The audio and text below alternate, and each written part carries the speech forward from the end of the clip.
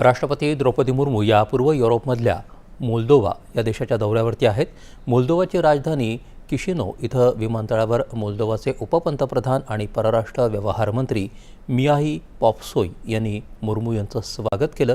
त्यानंतर राष्ट्रपती मुर्मू यांचं मोल्दोवाच्या राष्ट्रपती माइया संदू यांच्या अधिकृत निवासस्थानी समारंभपूर्वक स्वागत करण्यात आलं।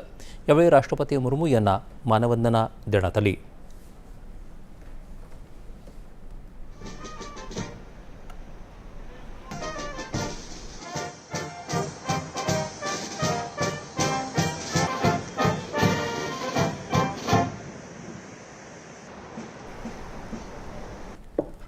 मोल्दोवाच्या राष्ट्राध्यक्ष माइया संदू यांच्या निमंत्रणावरून होत असलेला हा दौरा भारतीय राष्ट्रपतींचा मोल्दोवाला होणारा पहिलाच दौरा आहे।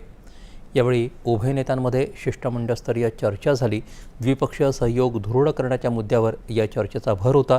चर्चेनंतर संयुक्त निवेदनात मुर्मू यांनी मोल्दोवाच्या राष्ट्रपती माइया संदू यांचे आभार मानले। कृषी, व्यापार, पायाभूत सुविधा, आरोग्यसेवा, औषध निर्माण, नवीकरणीय ऊर्जा आणि कृत्रिम बुद्धिमत्ता आदी विविध क्षेत्रांमध्ये द्विपक्षीय सहयोग बळकट करण्याबाबत चर्चा झाली, असं राष्ट्रपती मुर्मू यांनी सांगितलं।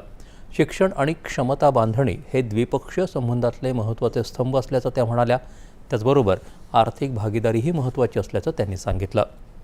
राष्ट्रपती मुर्मू यांचा हा दौरा 25 जुलैपर्यंत चालणार असून या कालावधीत त्या उत्तर मॅसेडोनिया आणि रोमानिया या देशांचाही शासकीय दौरा करणार आहेत।